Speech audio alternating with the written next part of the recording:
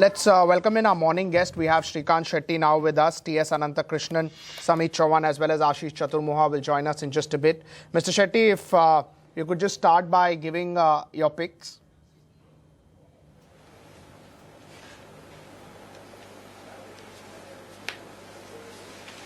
A couple of picks. Good morning. A couple of picks from a trading and investment perspective. One is Tech Mahindra, which we've been consistently recommending for some time now. And as I said, in terms of uncertainty, we've been looking at sectors which will relatively be unaffected, and that is one of them. And it is one of the better plays in the technology pack, where we think margins and volumes will see improvement. The worst seems to be behind here, and things on the business front, we should see improvement going ahead. The valuations have corrected a lot, so we like Tech Mahindra at these levels. We have an investment target about 560. The other one is Bharat Forge, which also is looking positive from an investment perspective. Again, most of the negatives which the company was facing seems to have been done with the decline in trucks business, international on the US front seems to be reducing, and we will start seeing growth from here on. So that's what is a broad expectation. Plus, there is a potential trigger in terms of defense business playing off over the medium to longer term. So that's Bharat Forge. We're looking at a target about 1010 there. From a trade perspective, we have a stop loss of about 875. Samit, what are your calls? See, we are optimistic on market, and thus we have all long recommendation. First one would be on Container Corp. Yesterday we saw good traction in this counter. The stock has managed to give a decisive breakout from daily 20 EMA with rise in volume. So going ahead, we expect this stock to extend this move toward 1208, which would be a near-term target. Stop loss would be around 1102. Our second buy would be on Jet Airways. Yesterday we saw a strong rally in Jet Airways after a consolidation of nearly 2 weeks. The stock has managed to give a decisive close beyond its near-term hurdle of 360. The volume activity has also picked up. Thus, going ahead, we expect Jet Airways to extend this move toward 380, stop loss 352. And our third buy would be on PNB. Of late, we have seen a decent correction in most of the PSU banking counters. However, since last 3 to 4 days, this stock has been hovering around its daily 200 SMA. Yesterday, we saw good traction in this counter, and going ahead, looking at the momentum oscillators placement, we expect this stock to climb towards 122, which would be a near-term target, and stop loss would be around 112. All right, let's welcome in Ashish Chaturmoha as well. Ashish, what are your top picks for the day? Hi, good morning. My first pick would be a long call on ONGC. We are witnessing a good amount of strength in the entire crude space, and I think ONGC would be the best play in the current scenario, where the stock has already formed a strong inverted head and shoulder, and I think we have seen a very strong addition in terms of open interest as well. So I think the stock has a potential to test 300, 310. I think it's 205, 210 kind of levels on upside, and on downside, I think 287 should be kept as a trading stop loss. So ONGC looks very strong. My other pick would be a long call on IGL. You just said 210. It's 310, right? For ONGC. Yes, I think it's 210, the target. No. Okay, because of the bonus, it's revised. Yeah, that's what you're trying to say. Okay. My other pick would be a long call on IGL. Now again, if you look at IGL, is trading near its all-time high and has seen a very strong volume action in last couple of trading sessions. This stock has a potential to cross its previous high and target somewhere around 940, 945. At current levels, one can initiate a long, keep a stop below 910 for an upside target of 940. And because of weakening rupee, I think IT is again in a focus, and within that space, HCL Tech is one stock which is looking extremely positive. On the daily and weekly chart, the stock has given a fresh breakout above 820 levels. So one can initiate a long at current levels, keep a stop below 815, and an upside can look for a target of 855, 860 levels. All right, let's focus on some macroeconomic data that came out. We got the core sector data for the month of November. And expectedly, because of the impact of demonetization, we saw a growth of just 4.9% versus 6.6% that we saw in the previous month. Excuse me. Electricity saw a strong growth of 10.2%. In crude, there was quite a big fall, and that was down to 5.5%. Steel growth also came off quite a bit. Coal saw a strong performance, but cement growth also coming off quite a bit. Now, basically, compared to a year ago, the output expansion is still not bad, and for the month, for the period of April to November, we've got growth coming in of about 4.9% versus 2.5% in the same period a year ago. And do remember that the core industries data is 38% of the total industrial production, so it remains quite critical. Right. The banks and Isha continue to cut rate, and probably that can increase the growth rate going ahead.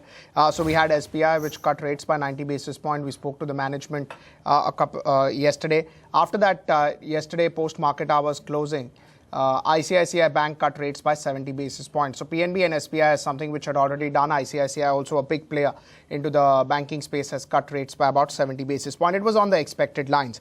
Union Bank has cut rate by 65 basis, Kotak by about 20 basis, and IDBI by about 15 basis. These are one-year MCLR rates. So just for something like a Kotak, it's 40 basis points for slightly lower MCLR rate, but 1 year is what you would tend to look at. OBC 80 basis points and Dena Bank about 75. So most of the banks have cut rate. HDFC Bank is yet to announce any major changes, so probably that should come in today or maybe going into the second half today. We should have some announcement from HDFC Bank as well. Banks, NBFCs will be in focus. And we'll keep a watch out of that development when it happens. But let's take a look at a few other stocks that are in focus. Bharti Airtel and Idea both will be in focus. There are reports that Bharti Airtel is in talks with Telenor to buy its India business for $350 million. We have Idea that is looking to raise 1,000 crore rupees versus NCDs. India Infoline's finance arm will consider fundraising on January 5th, and Bajaj Hindustan will seek shareholders' nod to sell their power facility. NHPC will consider interim dividend on January 12th, and Power Grid transferred 3.06 crore shares of POSOCO to the government for 81.2 crore rupees, and Avan Offshore has completed the sale and acquisition of shares in its two subsidiaries. Auto numbers continue, Anisha. So we focused on a lot of numbers, but a couple of them came out post-market hours yesterday. One of them is TVS, 1.84 lakh units is what they have sold. Lower than averages, 8.5% decline. Hero MotoCorp, 33% decline, 3.3, 3.5, 3.6 is what already the buzz number was going on. So it's about 5% lower than that. For Tata Motors, it was 2.4% overall, which was actually better than what is expected. And MHCV was about 10% decline. Again, it's not a bad number. Passenger vehicle, we'll just add that as well, but passenger vehicle did well. So after really a long time, you're seeing passenger vehicle for Tata Motors do well. Not that it'll be a big stock moving event because it's a very small business when you compare it with JLR, but still it's a number which is showing positive territory. Titan will also be a stock that will be in focus. They have given their Q3 outlook. They have now made it a regular practice at the end of the quarter. They tend to give an outlook. So Tanishq, which is their brand for a gold business, has seen a retail growth of 15%, which is very good. Till about November 8th, it was 40% like-to-like growth. But then for a few days, there was a very big lull. In fact, there was no particular sales. But then now things have started to pick up or become slightly better.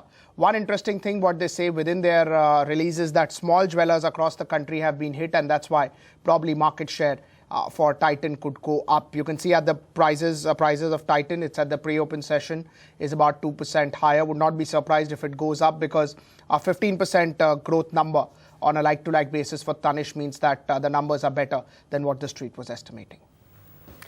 All right. Wanted to ask you, Shrikant, have you had a look at some of the housing finance companies? We were expecting them to react positively after the Prime Minister's announcement on New Year's Eve, while smaller ones like GRU and Repco, did perform positively. We saw HDFC and LIC Life Insurance, Housing Finance, LIC Housing Finance, quite a cut. Can you tell us what's going on? Is there a belief that only a particular category of housing finance companies will do well while the stress for the others will continue? How do you read into this?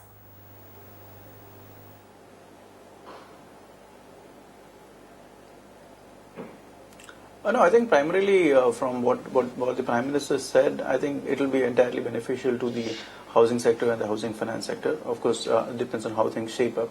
But yes, what has happened along with that is that the rate cuts which have been announced by banks, I think this could hurt some of the HFCs which have funding where they'll have to reprice their loans. I think that is where the issue has come in for LIC Housing or HDFC, where they will need to reprice their loans, and that would hurt margins in the near term. I think that's what, and anyway the business is slow for most of the housing finance companies in the near term.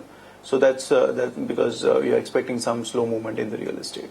Though over a longer term, yes, I think the housing finance remains a very, very good story, and the lower cost affordable housing space would obviously be better placed than the premium segments.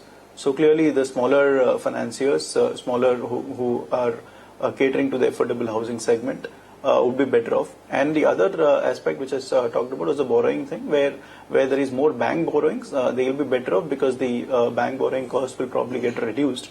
So that is also a factor which the market is considering. All right. Ashish, what kind of build-up are we seeing in some of the bank names? Yesterday, the bank nifty hugely underperformed the frontline indices. The breadth wasn't bad, but the banks were just not moving and were being a big drag on the markets. What kind of build-up are we seeing there? See, as of now, definitely we have seen a lot of short build-up happening in most of the PSU banking basket. But in terms of price action, what we are witnessing is that at a lower end of the range, most of these stocks are finding some support, and we are not witnessing a major correction in the prices. That gives me a sense that at some point of time we will start seeing some amount of short covering from current levels. So I'll not be on the shorting side of the banking space at the current levels. I believe that yes, definitely the entire trend on a longer term looks little bearish, but at this point of time we expect most of these names to see some kind of short covering, and within that space I think SBI, HDFC Bank and Yes Bank, these are the three counters where I think there can be a good amount of pullback from current levels. T.S. Ananthakrishnan, Managing Director at Varanium Capital Advisors, is also now joining us this morning. What are your sectors or stocks that you would be overweight on, Anantha? So we believe, from a consumption standpoint, I think the pickup will happen in a quarter or two. So we are bullish on autos, cement, some of the private sector banks, pharmaceutical and technology. So those are broadly the sectors that we are bullish on. Obviously, there are opportunities in the regulated utility space too. So if you look at our existing portfolio, we would be avoiding some of the we would be picking up some of the consumption oriented. We'll still be avoiding the investment led cycle because we're not seeing visibility out there yet. What will be your view, Anantha, on housing finance companies, especially after the fall yesterday, something like a LIC Housing? Do you think that there could be some worries in the near term? No, I think the issue really is in terms of the margin pressure that these guys would effectively have, given what SBI has done. 90 bips drop in rates is a huge difference. I mean, if you look at the likes of Divan Housing and LIC Housing Finance, I think incrementally you will see that the cost of funding has also started to come down. I mean, in the last 2 quarters, the cost of funding has gone down by 20 to 30 bips for these guys, for these companies. And therefore, yes, there will be an impact potentially, but that will be offset in terms of volume growth, which is likely to happen. And volume growth will not happen just because lending rates have come off. Volume growth will also happen in terms of the type of products that you come out with, what innovations and structures that you come out with. An example being a 3-year fixed and then a variable. So there are a whole host of products that would come out, which will determine volume. So from our standpoint, yes, it's mildly negative, but I wouldn't say I would still be betting on many of these HFCs because they have also fallen about 30-35% in the last 2 months post the demonetization announcement. Ashish, what's your call on Titan? They've given an upgrade about their Q3. It's better than what fundamental analysts were expecting. Yeah, definitely. I think that is being built up in the price, and the stock has formed a double bottom formation around 300 odd levels, and we have seen a good amount of uptick in the price as well as the volume since the stock has hit this 300 mark. Now from the current levels, I think still there is a lot of potential, and on upside we might see this stock testing 355, 360 kind of levels. So at current levels, it's a buy, and on downside, I think 325 should continue to act as an important support. Keeping that as a stop loss, I think one can look for a target of 355, 360 levels. But now also one can buy, or 325 or closer to that? No, I think at current levels one can buy. 325 should be kept as a trading stop loss. 325 should be kept as a stop loss. So about 333 was yesterday's close, so about 8 to 9 rupees risk. And what will be the upside target? So I'm looking for a target of 355, 360 levels. 355, 360 level. Titan should open on the higher side. That was the pre-open price that you just saw, 340, 341. They've given an update, which we just read out, where the Tanishq growth has been greater than 15%, which is a good number. Prices to start coming any moment now. We should get the first tick in just about a few seconds time. Nifty is expected to open slightly on the higher side. There you go with the opening bell. Nifty is up about 15 points, 8,195. Asian Paints is up 0.5%. Aurobindo Pharma is 1 rupee down. Hindalco is up about 0.4%. Bank of Baroda, 0.25% higher. ONGC is up 0.5%, 193. ICICI Bank is flat. Okay, it's blinking into red and green right now. Tata Motors was one of the top gainers yesterday. It's up around 4 rupees right now. BHEL is up 0.7 or about 0.5%, one can say. Tata Steel was among the gainers yesterday. It's down right now. And you can see that Nifty has also slipped into the red, so it's now down about 2 to 3 rupees. Power Grid is, I think, the top gainer on the Nifty pack, 0.6, 0.7% higher for Power Grid, just about 29,000 shares, but it's not a very, very well-traded counter, so maybe 29,000 is also a decent amount of volume. Tata Motors is the second top gainer, which is up around 0.6%. So that's having good volumes of 1.5 lakh shares, but it's one of the best traded counter. DVR is also up around 16,000, with 16,000 shares in terms of volumes is at about 310. ONGC, BHEL, Asian Paints are some of the other names. Titan is up around 1.6%, 40,000 shares traded for Titan. Remember, they gave that update, and the street would probably be happy by that upgrade. It's up around 1.5%. Bharti Airtel, some news flow regarding acquisition or what's happening on the acquisition side. It's up around 0.25%, 311, 312 for Bharti Airtel. Idea is also in news, but absolutely flat right now for Idea. Really no change, one can say, for Idea Cellular. So about 75 rupees for Idea Cellular. Bajaj Hindustan wanted to sell one of their plants. They've got an approval, so it's up around 3.5%. Let's also look at some of the other names. So NHPC is up about 0.75%. Power Grid was a stocks in news. We saw it was among the top gainers as well. Let's just pull up TVS and Hero as well. They are reacting to their numbers. So TVS and Hero, both the numbers were slightly on the lower side. But again, it was on the expected lines. Not that anybody would be surprised, especially after once we spoke to Bajaj yesterday that what has happened. So TVS is down 2%, 84,000 shares traded. Hero MotoCorp is down about 1.5, back below the levels of 3,000. Okay, it's gone now. As we are speaking, it's gone above the level of 3,000. So these are some of the stocks that are reacting to any news flow. Anisha, any stocks that you can pick up with good volumes? All the sugar stocks, Pankaj, the sugar stocks started buzzing a day earlier, and today as well we're seeing strong moves. Balrampur Chini up 5%, Ugar Sugar, Dhampur Sugar, Uttam Sugar Mills, Bajaj Hindustan, Sri Renuka Sugar, all sugar stocks are buzzing. And now I think for the third straight day, sugar really seems to be a space that is looking very sweet. We've got Hindustan Constructions up 5%. We also have Kolte Patil, Aban Offshore and NBCC seeing strong gains today, and volumes are slightly higher in all of these counters. On the losing end, we're seeing LIC Housing Finance see that selling pressure intact. It's down about 1.5%. And some of the state-run banks, PNB, SBI, also seeing a little bit of selling. The selling is not severe, but on volumes, these are the stocks moving lower. Shrikant, have you had a look at the sugar stocks? We did speak to the Sugar Association, and they did mention that they had made a representation to the Finance Ministry that they be given some relief when it comes to restructuring of their loans. Ever since that meeting, I think early next week, the sugar stocks seem to be buzzing. Would you buy into any of this? Do you like any of the sugar stocks?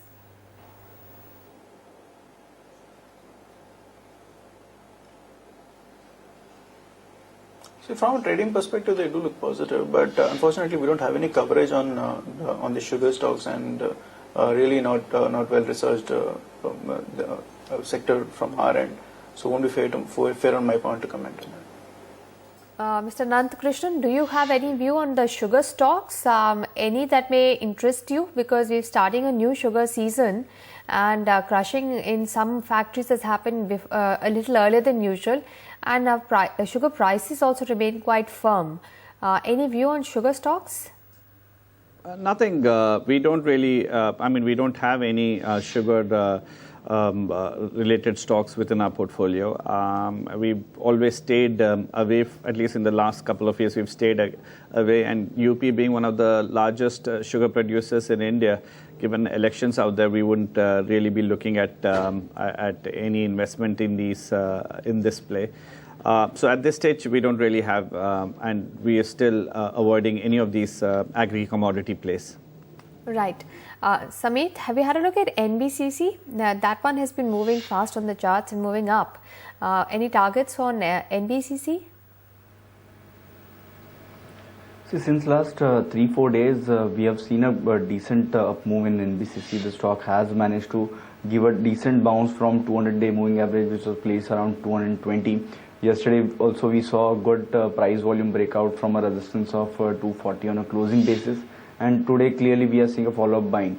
Thus going ahead, we expect the stock to extend this move to 268 to 270. These are the next levels to watch out for. So at least we would see extension of this rally towards 270, and on the low side now 240, 242 would act as a very strong support zone. Ananta, real estate stocks have done particularly well. You mentioned about real estate housing finance companies earlier. Do you think real estate is a pack that could do well? Whenever rates have gone down so substantially, real estate has bounced back with good volume numbers. Yes, I think, I think the worst seems to be over as far as real estate price correction is concerned. I think there may be... You're talking about real estate stocks or real estate asset? So we're talking about the real estate stocks per se, because many of these real estate companies, whether it be the likes of DLF and, some of the better managed companies like Shobha and Oberoi, there is obviously inventory that they have which needs to go out, and I think what is happening is much of the inventory that they are repricing are at the right appropriate levels. So from that standpoint, the stocks obviously have taken a hit. I mean, you see a DLF which is north of 150 had come down to 110. At these valuations, and given the trajectory that we are seeing with the interest rates going down, you're not going to see an immediate bump up in real estate, but what will happen is the fall from these levels seem extremely limited, and from a risk reward perspective, if you take a 2 to 3 year view and assuming that India is going to do well in the next 3-4 years, then real estate typically comes back in the third cycle of on the third year of a bull run. So from that standpoint, given valuations, given where the current debt to equity positions are for many of these companies, I think there are opportunities in this space, and specifically we do like DLF in this space given what they have done. Some of the better managed names like the Shobhas and the Oberois are things that we do like, and we think it's an opportunity, but you have to take a medium to long term view here. Right. Just wanted to understand, when you talk about valuations of these companies, it's meaningless to look at EPS because their growth rates have not been quite good. Correct. See, in real estate, it is never a question of EPS. It's a question of, there are two ways. You look at it cash flows, assuming cash flows are visible, or you look at it from an asset valuation standpoint. Now, the question really becomes asset valuation. It depends on, it's a wildly variable number. So what you want to look at is, are there enough cash flows to service the debt? When the cycle improves, whether they have enough assets which they can develop. And that's really the outlook that one could potentially take. Looking at on a quarter-on-quarter basis, on an EPS basis, is a meaningless exercise and will not work in many instances. Many of these real estate companies have also converted their properties into rental yield properties, and once listing of many of these through REITs come about, there will be predictability of cash flows, which will help in the valuation kind of setting a floor. And whenever the cycle turns and sales start to improve, I think that's the option value that you have on many of these companies. Ashish, any view on DLF?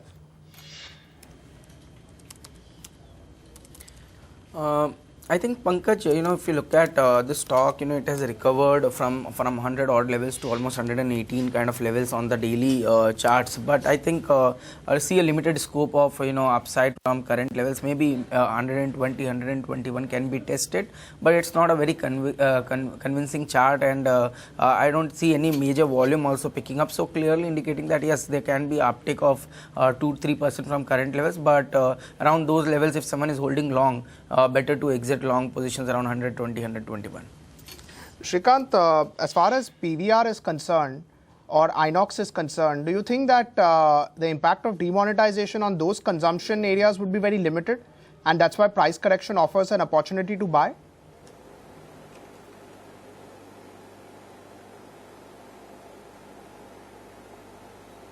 Yeah, I think these are good plays from a long-term perspective. So whatever correction which we get in the interim because of the demonetization impact or because of demand slowdown on account of that is clearly an opportunity. I think both these companies look very well placed from a long-term perspective, and this is a segment which is well poised for growth. And this is a purely consumer demand story, which I think which the entertainment leisure segment should play out over a period. And these are great opportunities to invest. All right. That's a view coming in some of the distribution companies. Samit, what about the auto stocks? Stocks like the two-wheelers, Bajaj, Hero Honda and TVS. Any of these that you think can give any trading bounce or a rewarding strategy? See, of late, we have not been so active in the two-wheeler space. Rather, we are bullish on stocks like Maruti, then stocks like Tata Motors, which have already given a sharp rally during yesterday's session. For Maruti, we maintain our target of 5,600, and Tata Motors certainly look good from current level also. So at least 4 to 5% move is quite likely in Tata Motors. As far as TVS Motors is concerned, it's been moving within boundaries of triangular pattern on daily chart, wherein the higher end is somewhere around 370, 372. So we would rather wait for a breakout to happen beyond 372. If that happens, then probably we could see this stock heading towards 390, 392. Till then, we would expect consolidation to continue in this particular stock. All right. Do you have a view, Samit, on IGL, Indraprasth Gas? Ashish says IGL is one of his picks, I think. Any levels you're looking at for IGL? It seems to be making new highs when markets are not going anywhere. See, clearly it's been outperforming stock since last many months. It's been making new highs day by day. Clearly it's trading in uncharted territory. So going ahead, we could see extension of this move. At least in the near term, we could see the stock heading towards 938 to 944 levels. These are the extension ratios. As of now, the chart structure certainly seems looks good, wherein the base is somewhere around 870, 890. All right. Ashish, amongst the PSU stocks like Engineers India, NBCC, I don't think Dredging Corporation is in the F&O list. What kind of build-up are we seeing in some of these PSU names, Hindustan Copper or some of the metal-based PSU names as well? Anything looking attractive? So within that space in the PSU basket, I think stocks like Power Grid, REC, PFC would be my preferred pick, because I think there we are witnessing a lot of build up happening, and continuously if you look at in terms of rollovers also, we have seen a very positive rollovers in last 2-3 months in stocks like Power Grid, REC, PFC. So I think within that, Power Grid is one stock which looks very interesting. I think stock has a potential to cross 200 mark in days to come. So I think at current levels one can initiate a long in Power Grid, keeping a stop below 182, and an upside can look for a target of 200 levels in Power Grid. All right. Thank you, gentlemen, for joining us on NDTV Profit today. We'll ask Anand Krishnan to stay with us. But Ashish, as you go, please leave us with the disclosures. Yes, a few of these stocks which we have recommended has already have been discussed with our clients. I do not have any personal holding in any of them. Shrikant, your disclosures?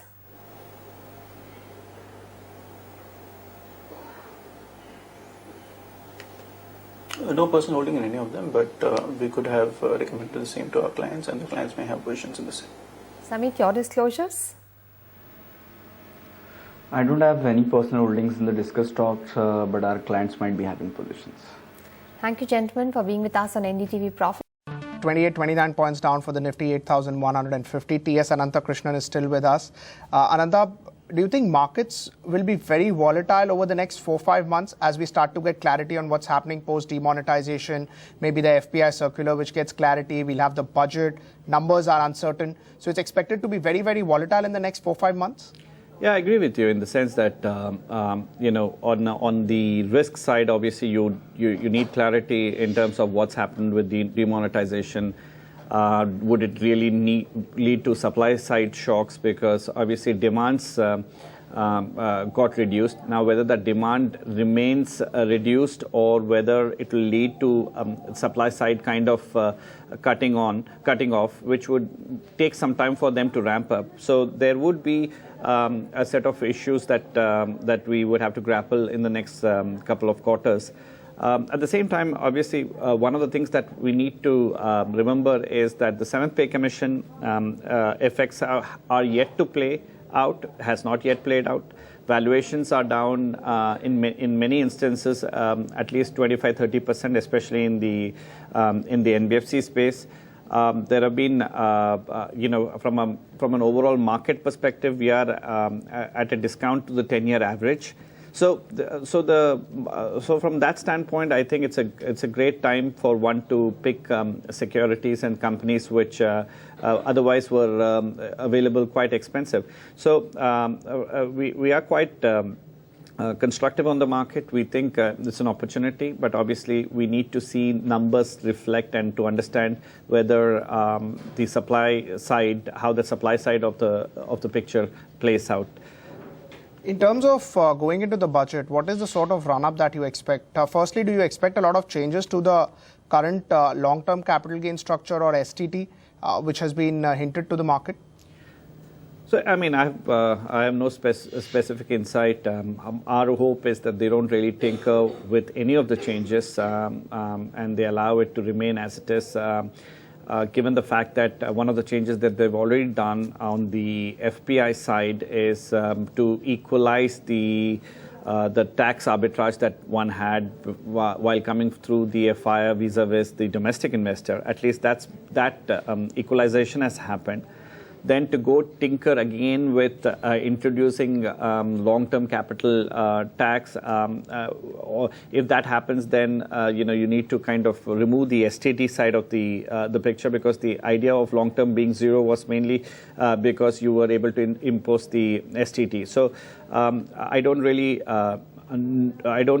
think it makes sense for them to reduce the long-term capital tax, rather introduce the long-term capital tax. So from that standpoint, I hope the budget remains stable, because what we really need with all these changes which are happening pretty much on a weekly basis, we need stability of policy so that investors can take decisions, and we don't want to see too many changes at this stage. In terms of corporate tax rate going down, individual tax exemption limits increasing, all of that is something which you think markets have already expected? I think obviously it's been announced by the finance minister that through 2020 we would reduce the corporate tax rates to 25%. Incrementally, I think this will play out. I suppose you would see an equi rate fall in the next 3 years, leading to 25% in 2020, and that's quite positive as far as the markets are concerned. So it'll be a welcome help with interest rates going down, with taxes going down, will help the overall equity markets here. Just a word on the Q3 numbers, or maybe even Q4 as well. Do you think it's very difficult to predict? That's why investors should try and look at FY18 valuations now? It's very difficult to predict in terms of the short term as to what the impact is from a demonetization standpoint. FY18 will also be difficult in the sense that you're making an assumption basis the Q2 numbers as to how that potentially would come back. So we need to see whether the supply side of the picture comes back. In the meantime, what we are doing is effectively looking at companies which are pretty much insulated from a demonetization perspective. So we are looking at the export-oriented or the global-oriented companies which are affected by global factors. We believe the global construct is much more positive, and therefore we are looking at metals and mining, where we believe there are opportunities. We're looking at technology companies, where we believe there are opportunities, and pharma companies, which we believe there are opportunities. So I think while we get more clarity on the domestic side, especially on the consumption side, what we are looking to bet on is mainly on global factors, as well as some regulated businesses like utilities, where we have clarity in terms of cash flows and earnings. Ananta, thank you so much for taking out time for us.